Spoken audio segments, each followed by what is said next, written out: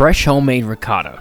Why? Because I gotta. Much like me, it's soft, easy, and cheesy, and totally worth it. To the kitchen. Alrighty, so let's grab ourselves a pot and get it over medium heat, to which we're going to add our whole milk. This is half a gallon or 64 ounces. Now it's time to talk our acid. No, not that kind of acid. This is the key to making our ricotta cheese. You could go with lemon, vinegar. I'm just going with buttermilk because it has that natural acidity to it already. This is 1 pint of buttermilk, and now I will sprinkle in some salt. For this amount, I recommend a half teaspoon of salt so you can actually taste it. This is going to yield us about 2.5 to 3 cups of ricotta cheese in the end. Give it the occasional stir. Ricotta literally translates to recooked, so that's what we're doing. We're cooking our milk here. There's no need to rush this. We want to get it to about 180 degrees, so that's why I'm going to do it over medium heat. You could just crank this up and boil it super quickly. That's not what we want. I'm going to do this over medium heat fairly slowly, about 20 to 30 minutes until we temp at 180. When you're putting your thermometer in here, make sure that you're not hitting the bottom. You want the tip to just kind of be in the middle part so we can temp this accurately to 180 degrees. This will happen fairly quickly, so don't sleep on the job, because before you know it, our milk is going to get funky and chunky and to the point where you no longer want to drink it anymore, but that's going to make for some great cheese. We'll temp it here one last time, and then you will see it will get up to 180, or you can just use the eyeball test and say, hey, that's not milk anymore, we have ricotta cheese. Taking a closer look, you can see the curds are separating from the whey. The curds is what we're actually going to scoop out for the ricotta cheese. The whey is the liquid part that is starting to separate from this. I recommend letting it rest for 20 to 30 minutes for a better finished texture. While we're doing so, we can get our colander in the sink, and then we will line that with some cheesecloth.